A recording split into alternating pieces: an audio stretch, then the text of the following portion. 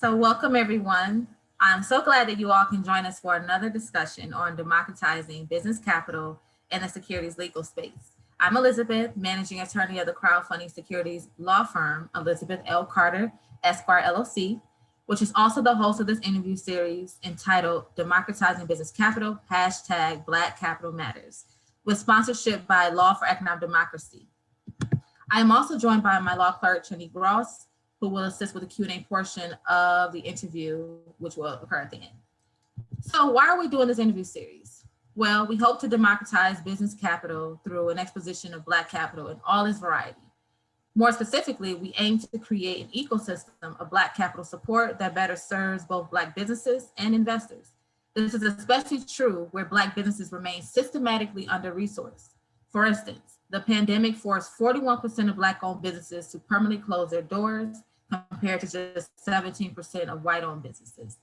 This is in part due to the insufficient institutional support of Black businesses during this time, or this trying time, I should say, such as the inequitable. It is clear that new systems are needed to counter these stark inequities within the business capital space.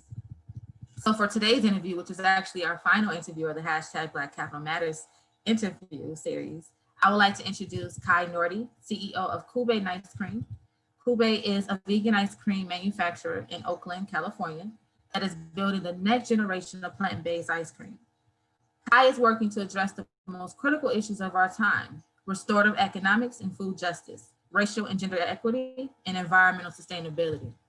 Prior to her role as CEO of Kube, Kai worked in the biogenetics industry and is currently raising capital to expand the operational capacity of Kube. So welcome, Kai. Oh, we can't hear you.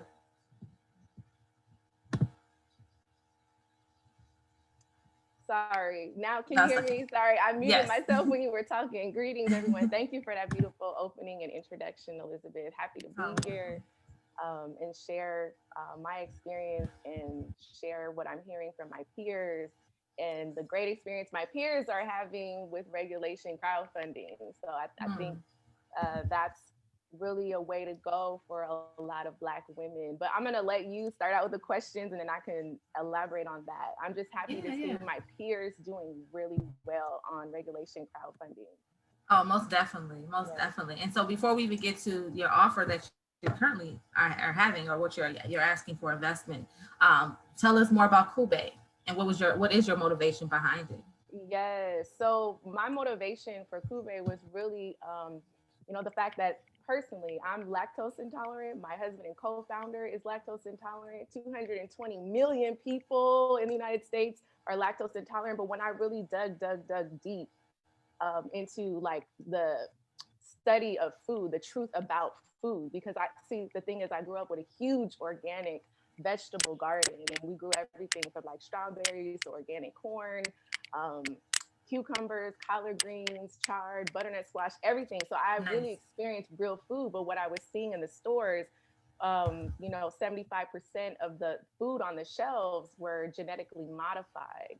And genetically modified can really hurt people's cells and change our cells and mutate and can cause cancer because genetically modified foods are basically foods like soybean oil, corn oil, right? And anyway, these foods can really impact your health. And when I really focused in on non-dairy ice cream, I saw that a lot of non-dairy ice cream was being genetically modified with ingredients. And there were a lot of synthetic chemicals. And I love ice cream, always loved ice cream. But, I found out I was lactose intolerant. And I'm like, you know what?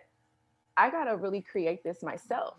There's got to be safe guardians of food that believe in food justice. And food justice is really developing healthier food systems, right? Healthier food systems that restore life, restore, our needs to be healthier and to have really clean, bold, plant-based flavors, right? Because when people taste Kube, they're like, dang, wow, like this is the truth. Like key lime tastes like key lime. It's tart and tangy, it's real, it's fresh.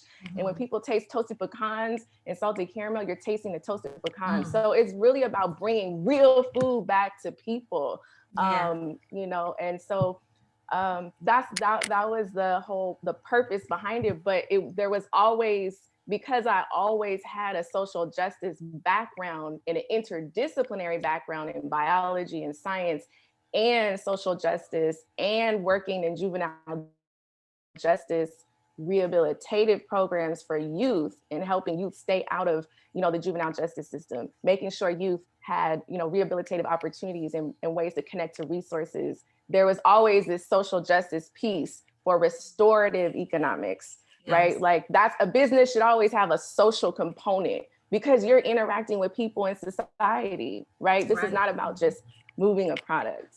Exactly. Well, I wish more people thought like you, because in this country or the global economy, that's not at least we don't feel that that's the mainstream or the dominant thought. And as you're saying, business is for people. Without us, none of this matters, right? Right. So what is it like being an entrepreneur with that understanding that social justice, sort of that social economics, when you're promoting food justice and health justice, what is it like, especially within the vegan food industry or plant-based? Yeah, I think it's a little challenging because, there are people out there, there are investors out there are accelerators out there that don't really want to talk about the social justice piece. They think that we're supposed to leave that out and just solely focus on the profit side and solely focus on traction. Traction is always important, right? Like that's how we know, that's quantitative measurement of, people buying your product and how fast are they buying it? How much inventory did you sell out? But we're also saying we can have a really good product, but we can also have, values of restorative economics, of climate justice and byproducts. Like we have all these byproducts of the shreds, the shells, and we donate that to an urban farm, but we're later going to be selling that. So we can upcycle that, right? And when we sell that, we'll get money to put into workers' wages once we hire in February. And so that people have to shift their mindset and say, hey, how can we see sustainability as also a way of bringing value to local communities in the ecosystem? Because it's so important that we look at what is our relationship to Mama Earth? What is our relationship to communities, right? We have a social responsibility, right, to elevate folks and really bring folks into the fold in society who have been pushed out. So when sometimes I get pushback, and other times I think California is unique in the sense where there's a lot of social activists out here. It's multicultural. There's a lot of nonprofits addressing, the prison industrial complex. They want to see businesses hire formerly incarcerated folks and, really kind of provide meaningful jobs. That's part of our value system is a restorative piece. How are we restoring life on multiple levels? Right. No, this is, I love it. You're just a beacon of light because again, this interview series, this interview series about Black capital. And oftentimes we're talking about the money piece, but you're bringing in sort of the beyond money piece, right? Like the social, why are we doing this? What are our values? A lot of times we feel that, or a lot of people feel that in order to raise capital, they need to do so on someone else's value stream, which again, may or may not talk. So let's talk about that. Like what you're raising capital. Let's throw that out there. Kai Nortey of Kube and Ice Cream is raising capital for Kube at this time. And she's able to, and I want to just say that she's able to generally solicit i.e. publicly advertise, which is basically this interview is going to serve as, because of the type of exemption that she has. But outside of that, can you talk about what you're doing to raise capital, how you're doing it, and what has been your experience around that? So right now I am raising capital right now. I'm doing a 506c offering. So it's just to accredited investors. But I just want to make the point that I raised money in 2018 where I was looking at non-accredited and accredited investors. And I knew all of them. I just kind of wanted to go back a little bit because I knew all of them. And I want to say that because I knew all of them because I was going to different like sustainability conferences and business where people actually care about that triple bottom line of economics, equity, right? Ecology, racial and gender equity. So it's kind of like, you got to put yourself and find your people, find your tribe, find your folks that care about those things. Where do they hang out? Where do they go? Do they like to have this, like, you know, like these kind of platforms that we're on right now, right? What conferences do they go to? So I went to conferences and I brought my ice cream, Kube, and people tried it and they were amazed. And then we would have these conversations about how it's more than just ice cream, right? So that it was like developing relationships is key, I think, to raising money. That's why I'm going back to my prior experience. Yeah. And now coming, and so those people invested that because they saw the fire, the purpose, the passion behind how I'm going to, who I'm going to hire, where are my byproducts going in this plant-based food ecosystem? How is it of value to farmers growing more organic food, you know, in the California ecosystem here? So that's why I was able to raise 123,000, and that was pre-revenue, like, you know, the goal was to raise, yeah, I mean, I was just starting to really sell at farmers markets, you know, at the time. And people really believed in the product. They believed in my leadership. They believed in the triple bottom line that I was building. And they saw me building it, you know, surely it wasn't super fast, but steady but surely, right? Fast forward now, 2 years later, I am raising more capital, right, to hire folks. I've secured a manufacturing facility. We have our own equipment. We need a few more pieces of equipment, and we're selling non-voting preferred stock. See, the first raise I did was revenue-based debt. So that's like a percentage of your revenue would be divided out to different, right, investors, pro rata style, based on the percentage that they invested over the total.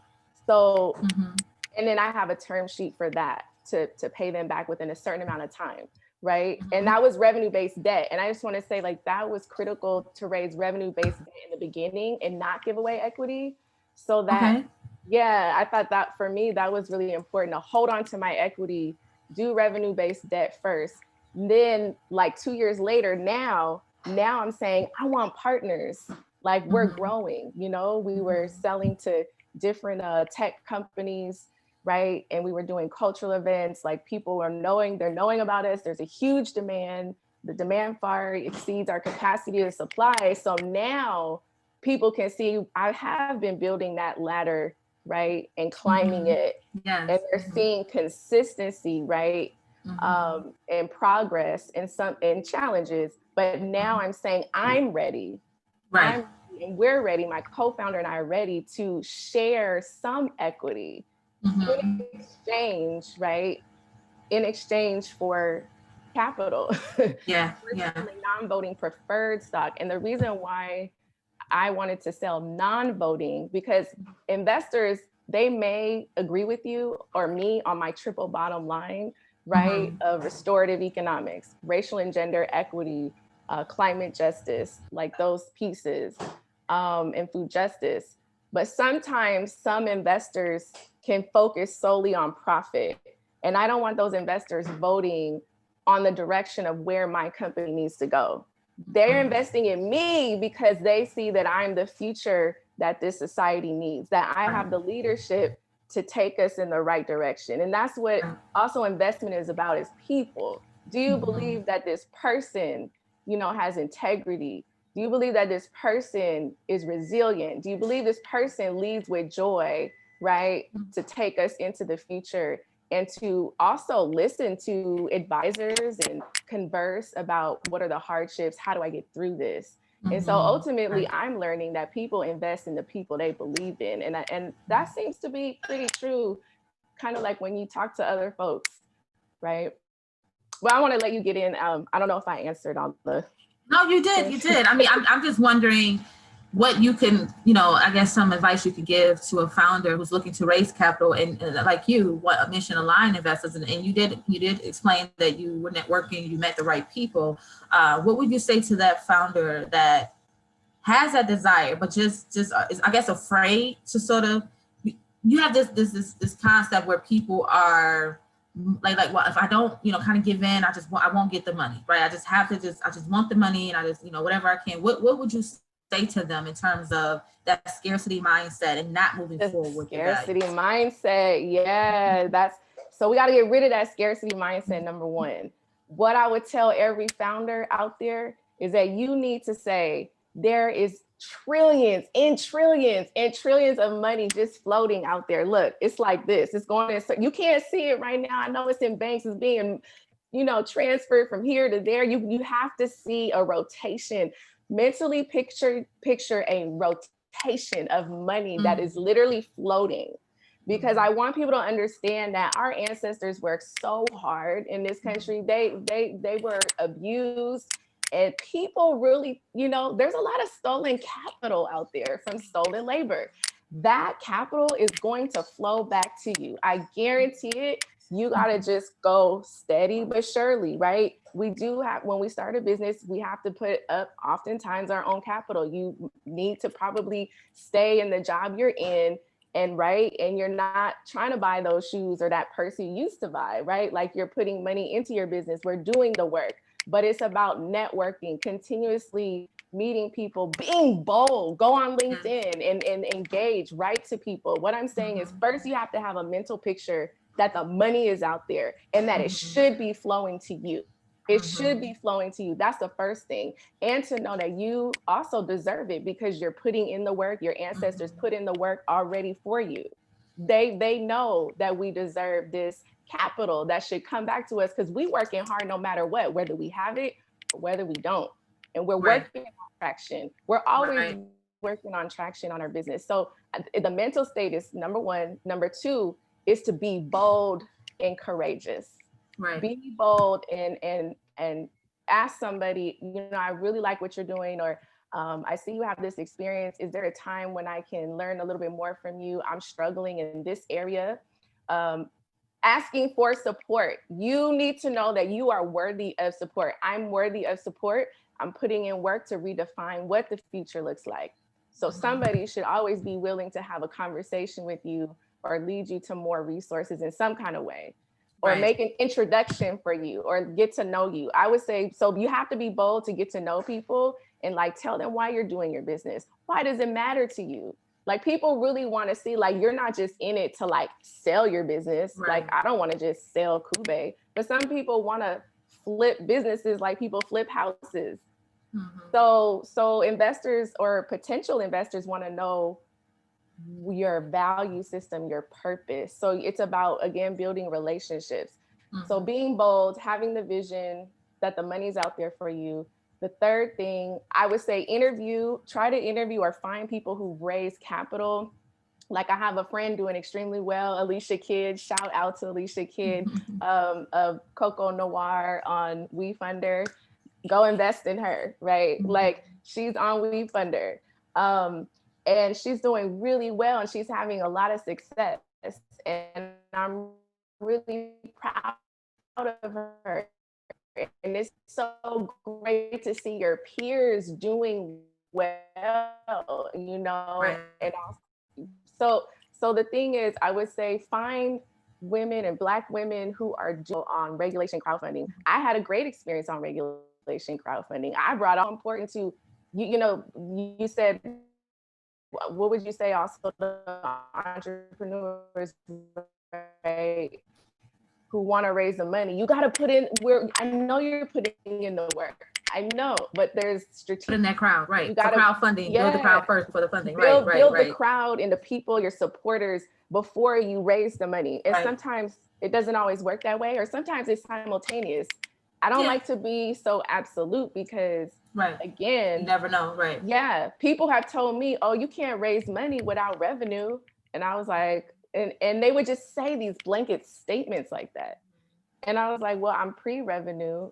Okay, I raised 123,000. That 123,000 is crumbs to a lot of people. But to me, it was everything, because that was my first time raising, capital, and it went to support my automatic coconut deshelling machine, which we're about to use in January. It's in storage now because it doesn't fit in my commercial kitchen, so I have to move to a temporary commercial kitchen. Which is what you're raising capital for. So that's, Yeah, so yeah. And like you said, you're moving incrementally. Mm-hmm. incrementally. So I'm raising money right now for like all the permits. Like when you have a manufacturing business, you have to pay for a lot of permits. I have projections that show what do I need this funding for, and to Mm-hmm. hire production team. Like people in California, wages got to go up a little higher. You know what I mean? Right. You want people awake when they come to work, right? And worker safety is important. Yes. Workers comp insurance, like there's all these insurance, liability insurance, there's all different kinds that got to be bundled up into one package. There's all Right. these things I have to pay for. So I just want to say that entrepreneurs need to talk to a lot of different kind of entrepreneurs. I guess what I'm saying is entrepreneurs who have a social purpose, who also they want to make profit, and have a social purpose as well, or a triple bottom line. I think they need to interview a lot of entrepreneurs in that space and find conferences that care about that thing. Like there's something like the Social Venture Capital SVC conference. And they often invite entrepreneurs to give workshops. They often invite professors that talk Right. about the triple bottom line, or people in the B certified industry. So I think entrepreneurs should look at the B certified um, what is it, the Be Certified Lab, so Mm-hmm. that it Benefit certifies corporation. you that Mm-hmm. you have a triple bottom line. And then look at what is a public benefit company, right? Mm-hmm. Because that puts it in your bylaws that you're accountable to Mm-hmm. not just your shareholders or people that invest in you, but you're also accountable to the society with your triple bottom line. You Right. know, Right. yeah. Right. And thank you for all that. I mean, one, I just love that you're thinking in abundance, and that's what a great advice to give to Oh, founders, because, like you said, the money's there. Mission aligned investors are there. It's just about making sure that you are in the right places, and, like you said, networking, interviewing people, contacting Kai after this interview, right, and just really, yeah, I'm really down to picking your talk. brain. Yeah, I'm so down to share the information, because I mean I can share the information, but you have to do the work, right? That's right, what we find, right. is that we can share information, but at the end of the day, I have to do the work. You have to do the work. Mm-hmm. But it's about connecting people, because we can be so much more powerful and be more than ripples of waves. Like we can turn in a huge wave, right? If we're able to support each other and say, Right. you matter, you have a right to exist. Mm-hmm. Your business is redefining what the future looks Right. like for all people, and Black people. Yes, Right. and Black Mm-hmm. people and Right. Black Right. folks. We matter. Mm-hmm. We Right. matter too, Exactly. because a lot of our businesses and our ancestors' businesses got burned down, on purpose, right? In Greenwood, Tulsa, Oklahoma, never recovered from that, right? Right. Right. So we see this proliferation of Black businesses, and it's very devastating to me, and really sad and angering that 41% have closed already, right? Like That's huge. the businesses, I want to say, the reason why we're thriving, I think, is because we kept overhead low.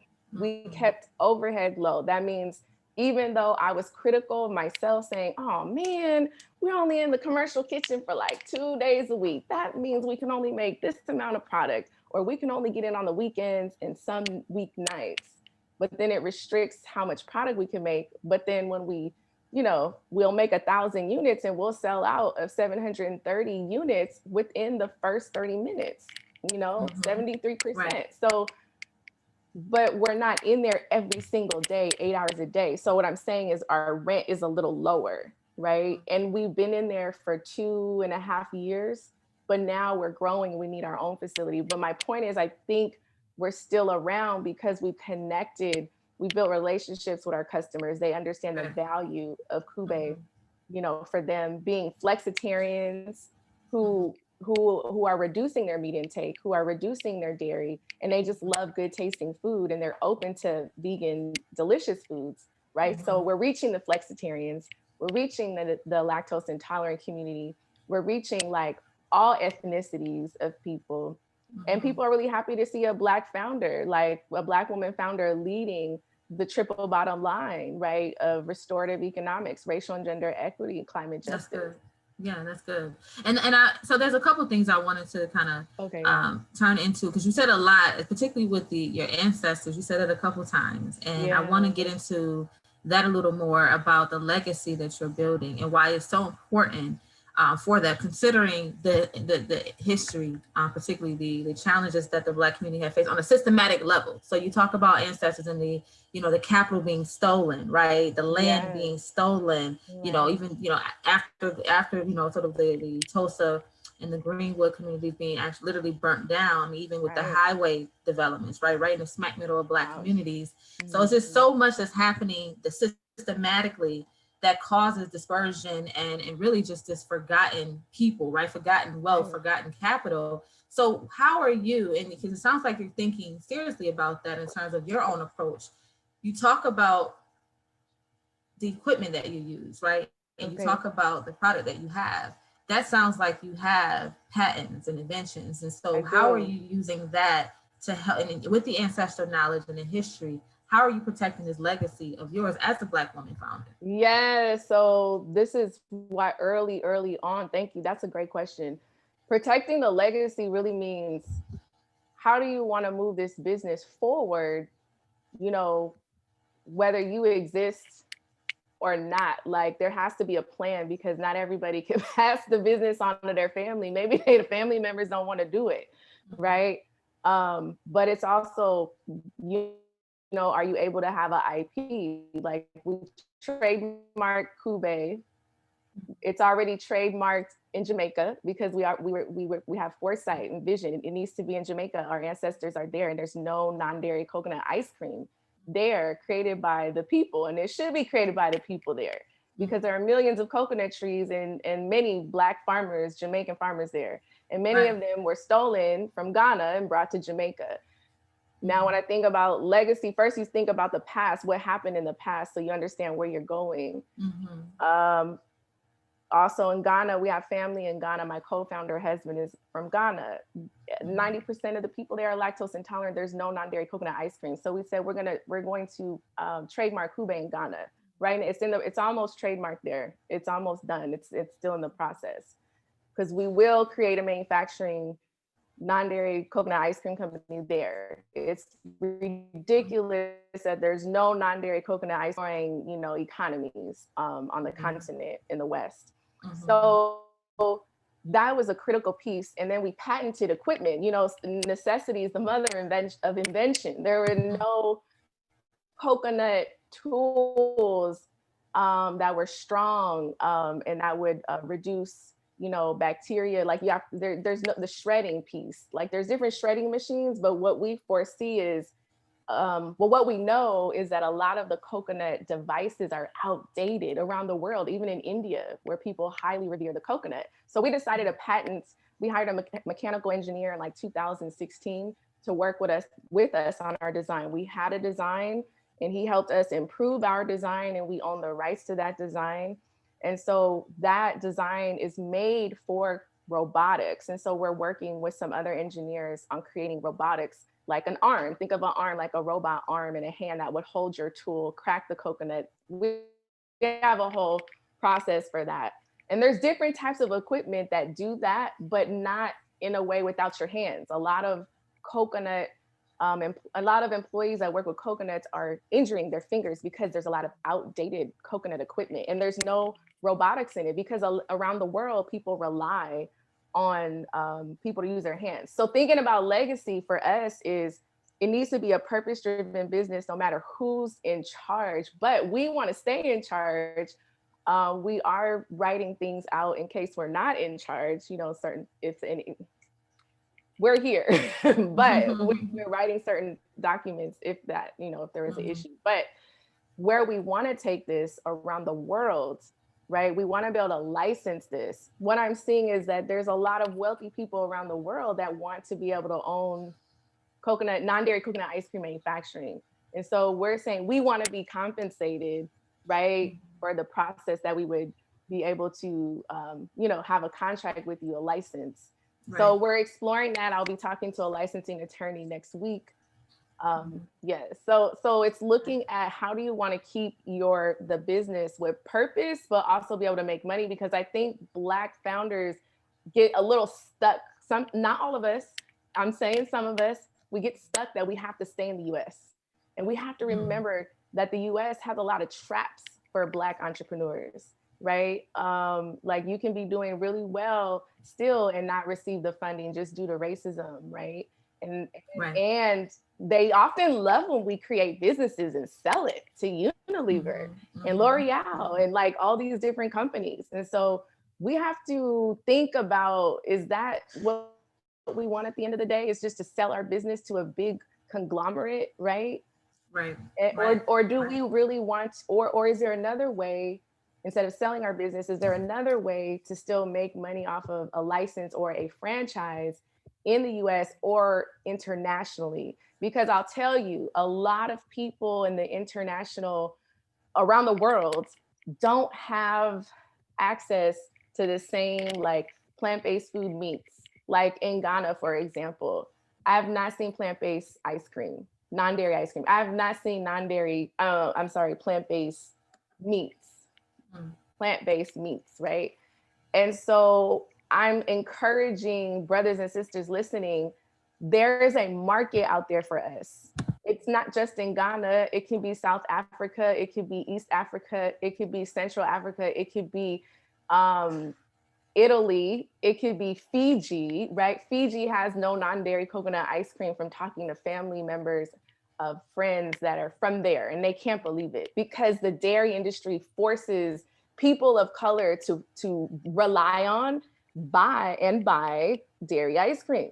And it disagrees with our system. And the more you eat it, you can cause health issues such as disease and breast cancer if you keep consuming it. So the question is, why is the industry pushing dairy on people of color? We know why.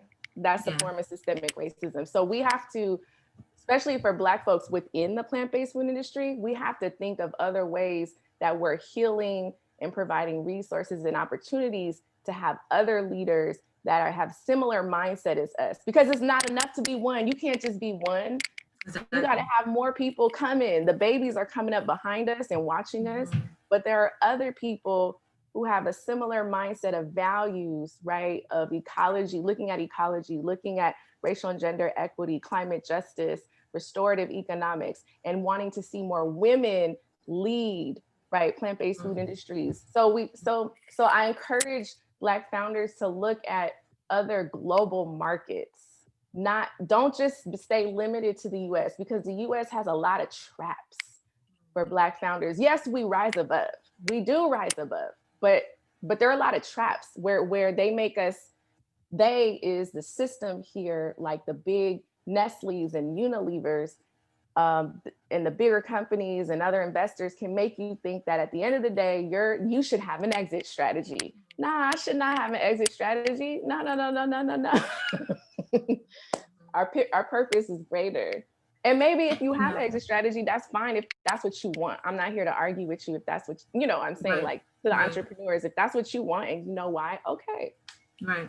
And that's a good point that you make, because I think one of the issues is that people, especially when you're first time doing something, if you're the first time you're raising capital, particularly in certain spaces like venture capital, where the ideal is to exit, that people don't really know what that means. And so they get themselves into something where they feel forced to sell something that they've created and that was part of their or they didn't know, or they didn't have the right. attorney, or they didn't have you as the attorney right. to say, I've been reading through the documents, right? right. Did you know this? Did you know right. like you're only going to get this small percentage, right. even if you make, you know, a million in what, or 2 million in revenue? Like, do you know you're only going to get this much, and then the investors are going to get this much? Right. right. Yeah.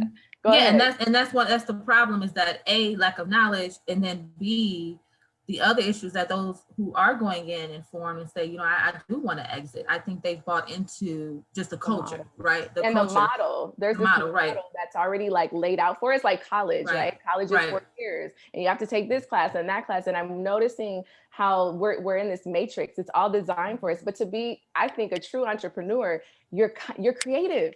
You're constantly looking out of the box, and you're saying, nah, that matrix, it doesn't work for me. Right. Like, my product is not going to be in Whole Foods. Sorry, y'all, it's not going to be there, because they eat the margins of small growing businesses. Now that Amazon has taken over Whole Foods, I'm seeing so many small growing businesses leave, and they're talking about the issues of these of making you feel trapped. You get into the store, and then they're like, oh, well, we can try to help you in this way with a loan. They trap you so that you at the end of the day, you almost have to sell your business because you're stuck. Right. And so what I think Black founders, we have to constantly figure out, what kind of ecosystems are we going to create to to support us, hold us, while we're also giving and receiving. We need ecosystems that are non-extracted. And I find that Whole Foods, and I find that a lot of these stores are very extractive, but not all of them.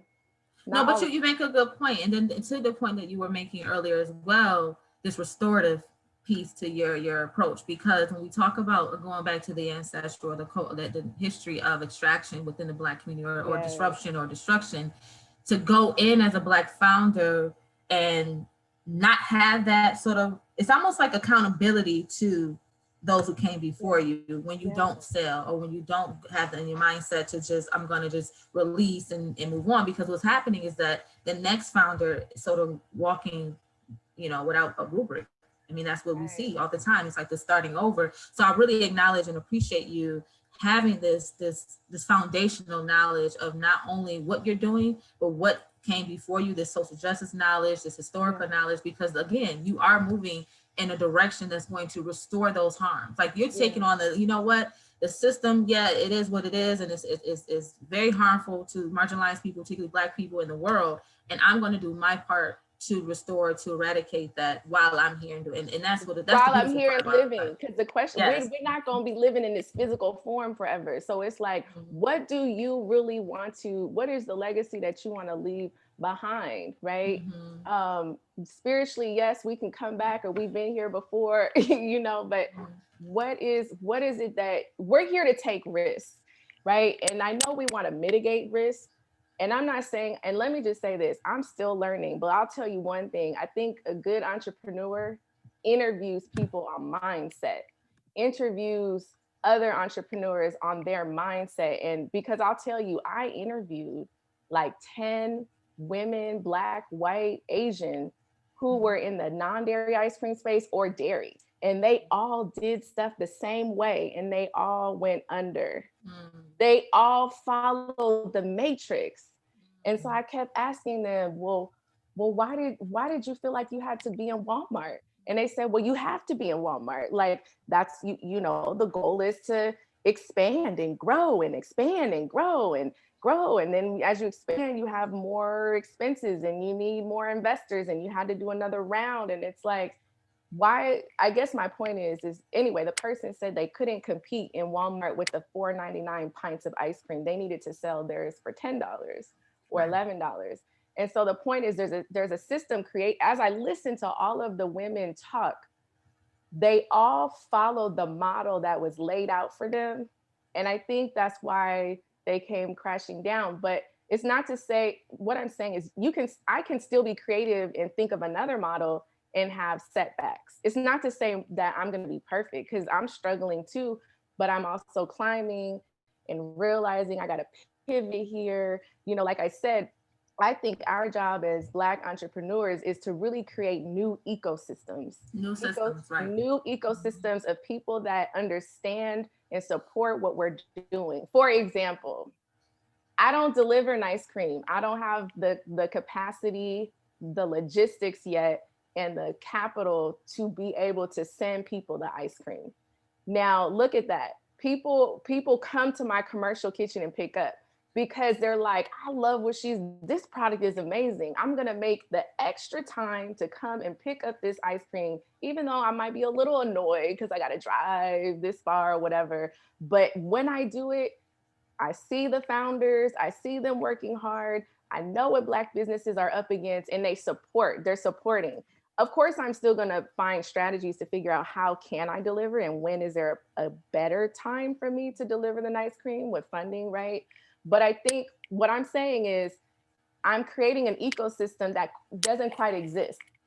For ice cream, for non-dairy ice cream and ice cream in general, it always gets delivered. People are so spoiled now with Amazon delivering and this delivery system and that delivery system, but I don't deliver. So people are like, you don't deliver. And I'm like, well, we can't, it's not in our budget yet to do that. And there's a lot of other logistics that's not for us right now that takes over our time. And then people understand when we explain it, they get and they're willing to support us. But that's almost unheard of right now.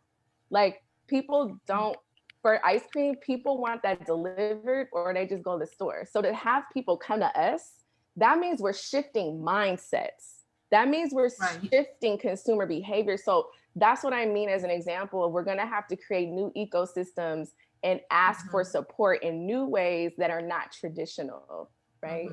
And like you said, it's so much more than you selling ice cream. You're selling systems. You're creating, recreating a system, and you're going up against a conglomerate of a big corporate America that isn't, conducive to just regular everyday life of people, and yet somehow resources and everything funnels up. So I commend you because you're a David and Goliath story, right? The big Goliath, and here you are, the small David, and really, knocking Goliath off. Right. So with that, you mentioned that you are celebrated as a Black woman in the vegan food industry and that are thinking about this triple bottom line. Do you find, and you talk about being up against GMO and now, big corporations that sort of eats up and extract. What are some of those challenges as you're rebuilding or introducing these new alternative systems and building an ecosystem of better support? What are some of the challenges that you have? Well, the challenge is, the challenge is proving it. I think you have to create a new structure, a new flow. Like, people don't, sometimes when we talk about this circular economy, what is this circular economy? What is this regenerative? Regenerative means restoring life in multiple ways and working with nature and working with farmers who work with nature, right?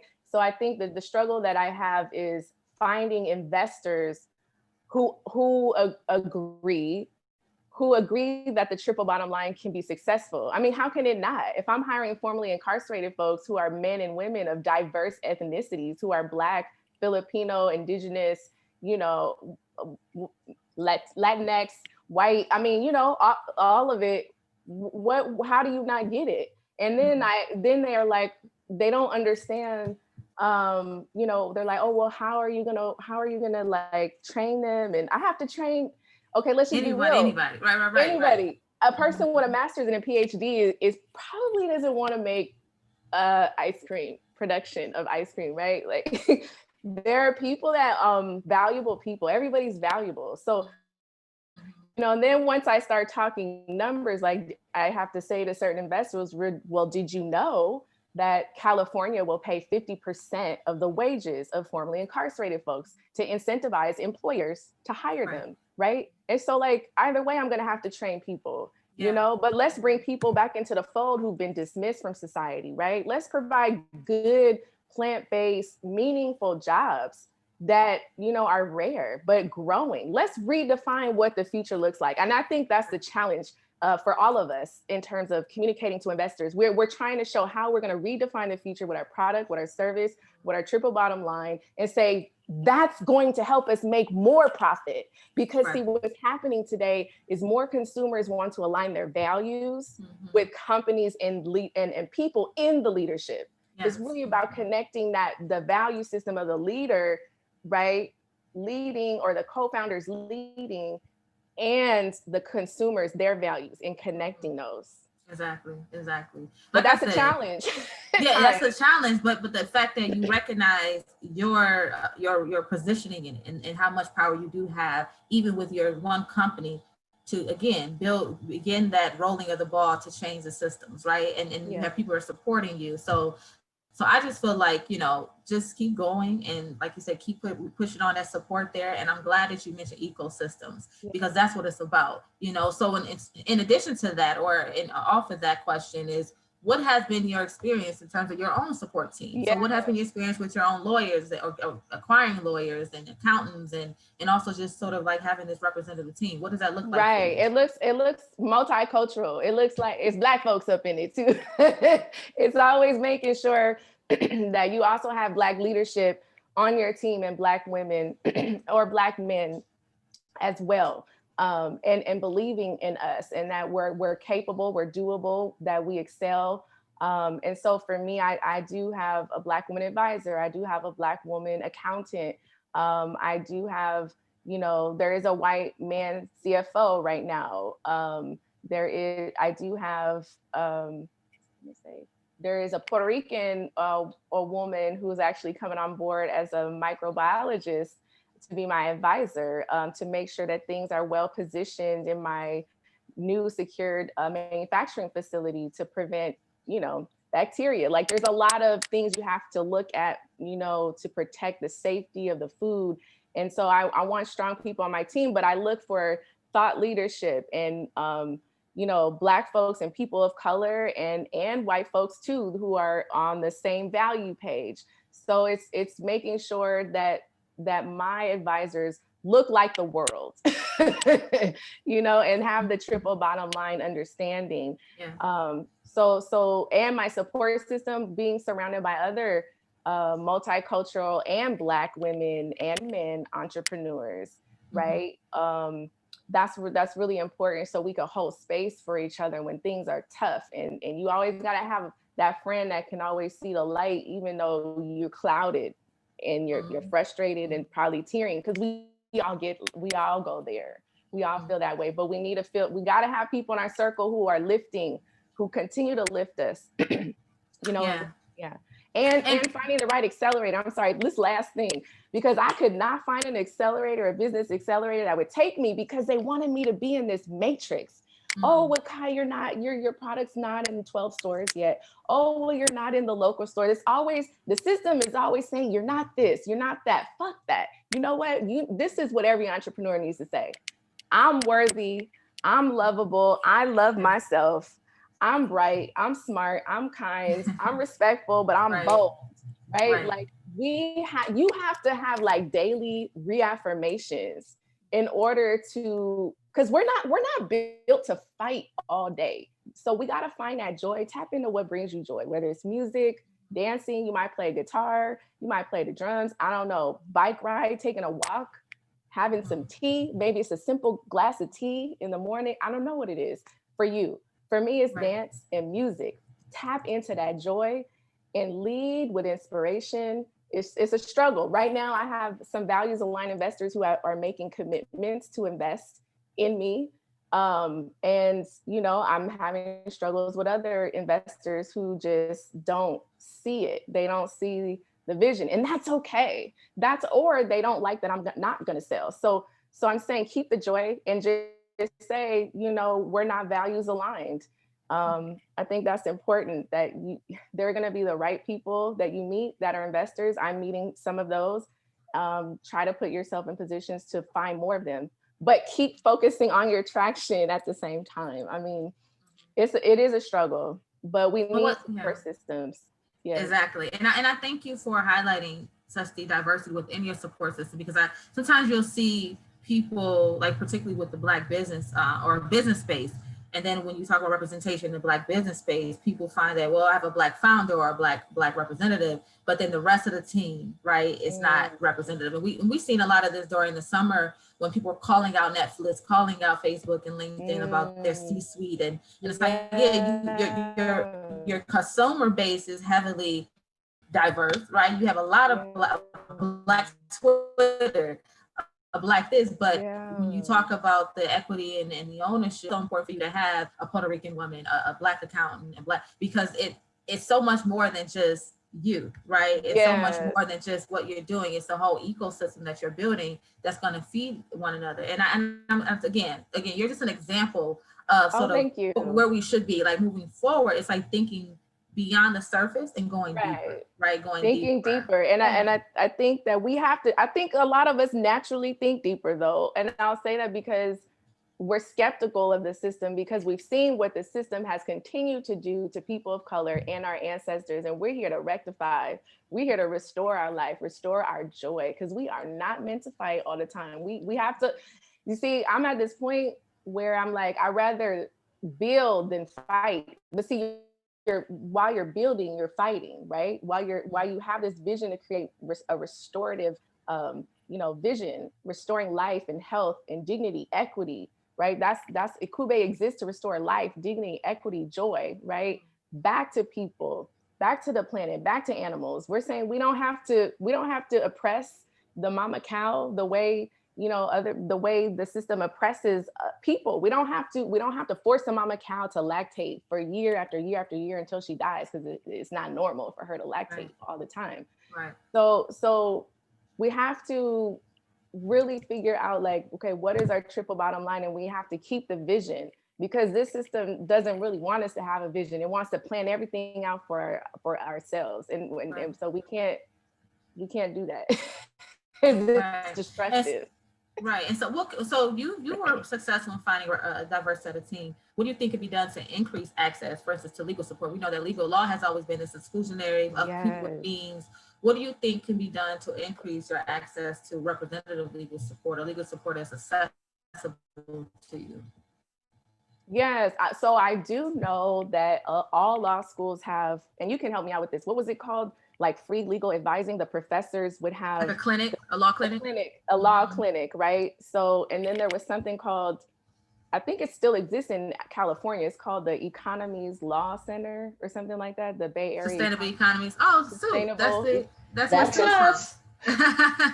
Oh, yeah. That's where I went when I first started Kube, to learn the difference between cooperatives and LLCs, and it was like free legal service. I mean, you always got to start somewhere, right? And then Mhm. people can refer you out to others.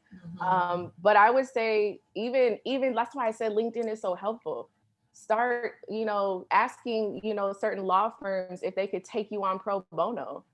Like, there's a lot, in terms of Black Lives Matter, Black lives have always mattered. But, in terms of what's going on and the tensions in this country, there are a lot of firms and small law firms that are willing to take Black entrepreneurs on for free. Now, that may not always be a reality, but I encourage, again, Black entrepreneurs to reach out to professors. Go look at the law schools and look at professors of contracts or business, and reach out to them on a one-on-one. Strike up a discussion. Who knows? That could be your next investor. That's what I'm saying. Like, there are people who I reached out to at conferences. They were busy. I knocked on their door again. Be persistent. I think if one thing you have to be for an entrepreneur, you have to be persistent. It's okay to rejuvenate. It's okay to say I'm tired, because we all get tired, and you have to rejuvenate and fill your cup back over, right? So it can run it over, right? But I think leading with joy and being helps you stay persistent. And you got to be able to stay persistent and be okay with rejection. That's okay. That's a part of the journey. Not everybody's for you. Not that they ain't for us either. Right, right. But reach And so I out. have one more question. Okay. Oh, go ahead. Go No, ahead. I was Sorry. just saying No, because I reach have one out more to question professors. before we open up. Okay. Right, and that's important because there is. So when I started these series, I started off with the democratizing the securities legal space, right? So before I open it up to business founders like yourself, it was also because I'm also an attorney, right? So I wanted to know who else is out there, Black women lawyers that are in this space, and particularly Black women, because of the growing entrepreneurship of other Black women, right? And wanting to provide that representative support of professional support. And some of them were in academia, right? So we had Renee Hatcher, who's a clinic law professor who does help her clients with some Yeah. securities legal work, right? Okay. We had a number of folks that were in the security space in different ways. Great. And And so you're right in that there's different levels to your business and what you can afford and what you can't. Pro bono may work. Then you may get to the point where you're at a point where you can actually afford legal services. And it's just about creating, again, that ecosystem so that if you can't, like, for instance, my firm is not pro bono, but if they're in the Chicago area and I know that they're just starting out, they're not really ready to kind of raise $2 million, but they may want some advice of how to actually set up to get there, I would recommend them go to the clinic, right? It's like really creating that system of my own ecosystem. Right, and being transparent. Yeah, sorry to cut you off. No, go ahead. I love that you said that because, not everybody can do stuff for free, and we shouldn't expect that. We should say, oh, what is your service? What's the cost of your service? So I know. Then I could figure out, okay, I think you talked about more attorneys should create a, what do you call it again? Like a payment plan. Oh, like, a payment plan or installment plan, right? Is that installment plan? Like that helps to be more accessible, right? Right. And so I think that's also super helpful. Not everybody can do that. I understand it's your choice, and people just need to accept it. I think whatever your fee is, people, that's what you feel you need, and we don't need to know all of the why. Because people don't ask me why is Kube $5. There are a few people that did, but they're used to that real cheap 99-cent ice cream that's like not good. Right. And like you said, there's a cost to everything, and there's sustainability. It's about sustainability, and you can't free is not sustainable, because even with the free, someone's supporting that, right? So it's like if there's a private practice, I have to understand they can't always do free or pro bono because it's not sustainable. But I love this. I love just hearing your overall experience, just with raising capital, your experience with professional support, your motivation for changing a system through one ice cream at a time, right? People don't realize you don't need to change the entire globe with this, this torch, and you're like, I'm crusading. You're doing it with what you can do, right? Do what you can do, and if you need to go slow, go slow. Don't let people make you feel like it's a rat race. I got to do this because other people are doing that. Like, that's how you can fall. Like, I remember people saying to me, Kai, why are you not at that vegan festival? You should be there. I'm like, well, because I have an order for Google and I got to finish it. Like, I can't be in all places at the same time, but there's like peer pressure sometimes, or there's other people saying, why aren't you doing this? Why aren't you doing that? Or maybe an investor might say, well, why aren't you doing this? And you have to just explain, this is what we're doing. This is how I can keep my energy going forward, because I have to be sustainable. I got to be healthy, right? And so I just want to tell entrepreneurs, if you need to slow down, that's okay. If you need to take a break for a moment so you can recoup, that's okay, right? Exactly. Yeah, and keep telling your story. Write down some little short stories of things that you've gone through. Try to find somebody in a graduate program who studies PR. Have them help you write a press release if you don't know how. I would try to, get a press release out there, or start talking to journalists of different magazines. Like, I have an article in Food Tank and Live Kindly and Business Insider today, and people want to hear stories. You don't have to be rich and famous to have a story. See, that's the key, but you can get to different investors, can find you, people who are just like, I just want to invest in you because I like your vision of the future, and it's my vision too, and I believe in you. So I would say keep telling your stories, even if it's on video, and put it on your website. Help some, you can either do it yourself with your phone, or you could tell a story of, just talk about why you started your business. What does it mean to you? What does it mean to your customers, all that. But we need to know, do you have a triple bottom line? Is this, tell people your story. I just can't, I'm still working on it. I'm still doing it. But I'm encouraging all Black founders and all entrepreneurs to tell your stories, because people want to hear about why I'm not going to be in Whole Foods. Because they don't know the truth, but I'm going to be writing an article on it. Right. And so where can people hear and read your story more? Where can they find you? Where can they push the button, invest in you? They can find me, thank you so much, on Instagram at Kube Nice Cream. So it's right here, Kube Nice Cream, at Kube Nice Cream. Instagram, Twitter, same thing. And website, same thing, kubenicecream.com. Yes. Okay. And so we can open up maybe just a few more minutes, Shani, to the the audience, if anyone has any questions or comments to share, we definitely want to give that opportunity. So far, we just kind of have some praise in the comments. Alicia says, I'm so proud of Kai for going into the social impact space and raising money on your own terms. In the new economy, Black founders have to find alternative ways to fund their businesses. Yes. She also dropped the link to your website, so if anybody missed it, it is right in the chat. And Alicia is actually raising capital on WeFunder with a Coco Noir. So you can look at her crowdfunding. And Alicia, she was on one of our other interview series. So thank you, Alicia, for your continued participation and support of the interview series. Yes. And Sue was also nice enough to drop the dates and locations of the Law Center's Resilient Communities Legal Cafe. Oh, beautiful. So the link is different. Thank you, Alicia, and thank you. What was her name from Law Center? Sue. So let's shout out Sustainability County Law Center. Since this is our final interview, I would like to give them a shout out because they were part of their Law for Economic Democracy project or program. They are sponsoring these interview series. So I have a long history, with the Sustainability County Law Center myself as a fellow of the center, and just really they support as they are supporting this interview series, founders like yourself, lawyers like myself, right, to see us really build an ecosystem of new economies, ecosystem of just new business models. And so I want to give them a shout out. Thank you all that have been tuning into our interview series. Definitely we have them all recorded on the website on www.elcesq.com. This one as well will be recorded, as well as on Law for Economic Democracy. So if you're an attorney or a lawyer or an accountant, join Law for Economic Democracy for more content such as this, but also, learning materials, networking, and just learning from one another how to be better in your practice, including we're talking about how to be more accessible, right? As a lawyer in this space, what can I do as a firm? And I'm always asking, clients or people like yourself, Kai. I love it. I think you're being more accessible by just creating these videos, these engagements, because you're creating a platform and a space and a safe space to have these real discussions that are kind of hidden or untold. And the video, the interviewing series, I just think it's phenomenal. I don't see a lot of attorneys doing that. Thank you. No, I appreciate that. And you're so friendly and you explain things. I think it's super helpful. Like, for people to see that you exist and you're a Black woman in securities law, like we come talk to you and come work with you as well. So like this is beautiful.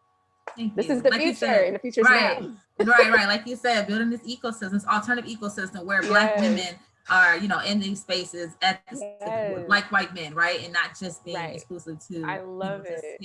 So thank you, Kai. And like I said, you can catch all these interviews, those who are listening, on at www.elcesq.com/media. Follow Kai at Kube Nice Cream, as well as her website, kubenicecream.com. Like I said, she is raising capital. Either you or someone support Kai. We need to get her in that kitchen. We need to get her in that warehouse. We need to get her all over the world. I can't do it alone, y'all. So that's where I am. I got to move to the next level. I have to hire, and I need a production team and to train. So thank you so much. You said, abundance. Thank you all. So thank you again. Thanks for Sustainable County Law Center for sponsoring. Thank you all who's participating, and see you all on the next journey, right? Okay, well, I'll be in touch. Okay, definitely. See you later. Thank you.